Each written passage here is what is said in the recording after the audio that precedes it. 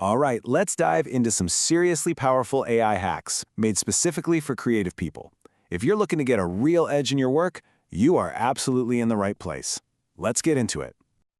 Okay, so before we get into the nitty-gritty, I want to start things off with a little game.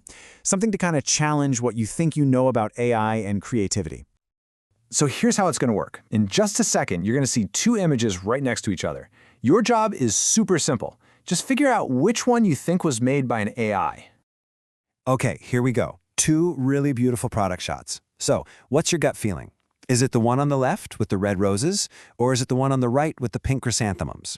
Go ahead, take a guess. You got your answer locked in? Well, here's the thing. It's a trick question. Both of them were made with AI. See, the product, the lighting, all that stuff, that was a human. But the backgrounds, the petals, the final look, that was an AI working with a person. And that really gets to the heart of what we need to talk about. Is AI our competition, or is it our collaborator? And that leads us to this really cool idea called co-opetition. It's not about us versus the machines. It's this mix, right? It's a blend of cooperation, where we work with AI to make incredible things, and competition, where its amazing capabilities push us, they challenge us to be even more creative. Okay, that all sounds great in theory, but what does this competition thing actually look like in the real world? You know, when you're on the job in a professional setting. Well, let me show you a perfect example. The CINT Flow campaign. This is a fantastic case study of what happens when you don't just dabble with AI, but you go all in, integrating it from start to finish. And get this, the whole thing kicked off with AI generating over 280 different images. And that wasn't the final work. That was just the starting point, just this massive pool of creative ideas to draw from. And they didn't just use one general AI either. The human team actually built a team of AIs, 8 of them, to be exact. Each one had its own specialty, from brainstorming visuals to crafting the strategic messaging. And this is the real secret sauce right here. AI wasn't just some gimmick they used for one little task. No, it was woven into the entire creative process. I mean, every single step. And the result of going that deep? Look at this. A campaign that was 100% aligned with its original vision. No creative drift, no weird compromises, just pure focused execution all the way through.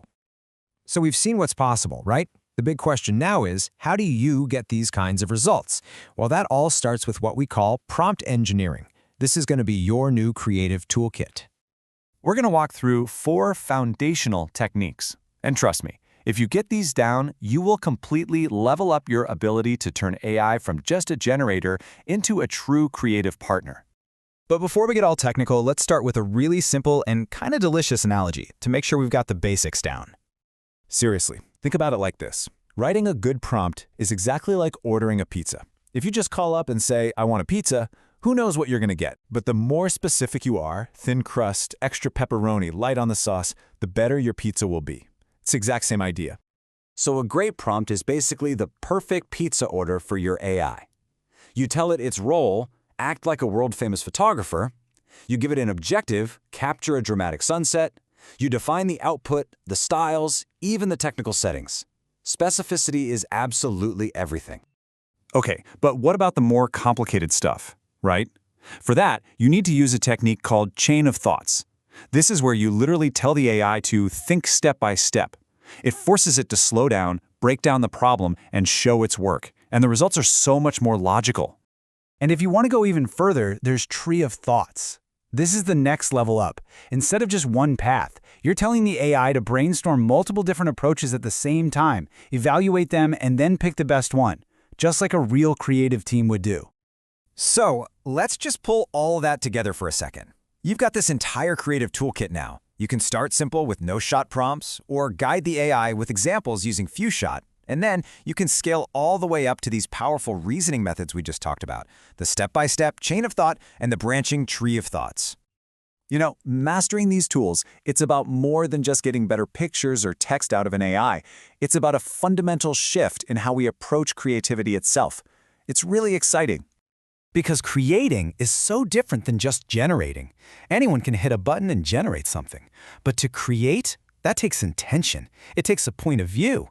It's about using this powerful tool like an instrument, with you as the artist. And this is the one thing I really want you to take away from all this.